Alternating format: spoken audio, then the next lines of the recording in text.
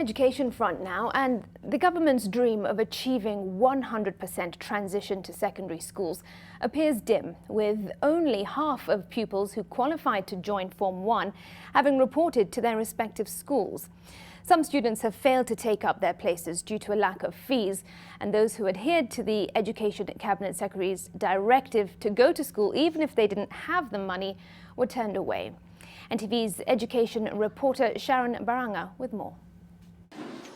Naitwa Magoha sana Magoha. Wewe unaitwa nani?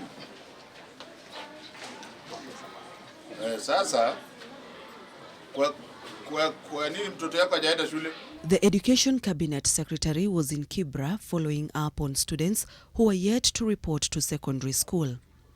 He went to Old Kibra Primary School and made a call to Abednego Sangulu, an uncle to Josephine Nyandiwa who sat her KCPE exams at the school.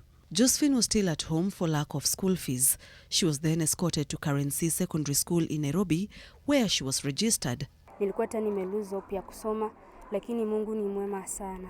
We are just above 50% and we are wondering why most of the children have not reported to school. Old Kibera Primary School where I went, a staggering 300 children have yet not reported to school in terms of taking their letters there to be authenticated. In Sophia Village, Voi, Taita Taveta County, Alfred Shuma is still at home. Shuma was admitted to Kangema School in Murang'a, but his mother says they do not even have the bus fare to travel to his school. Shuma's sister, a student at Coast Girls in Mombasa, dropped out in Form 2 for lack of school fees. Their mother ekes out a living by doing laundry for neighbors. Hakuna chenye nimepata cha kumpeleka shule. Nimejaribu kuapply scholarships, lakini hakuna yenye nilifaulu. Derek Odhiambo from Langas is also stuck at home. Derek scored 406 and was called to Kamsinga High School. His mother cannot afford his school fees. Jocelyn Aluoch, also from Langas, is not sure whether she will be joining high school.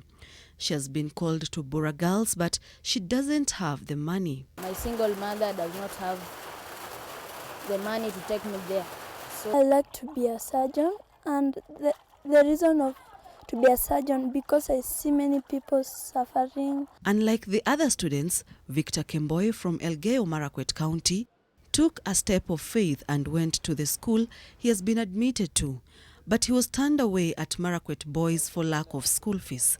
The school's administration informed him that he can only be admitted once he paid. Nimekaa sasa wiki moja nyumbani na sijapata school fees. The school's decision goes against the directive by CS Magoha to heads of school that they admit all students, including those without money.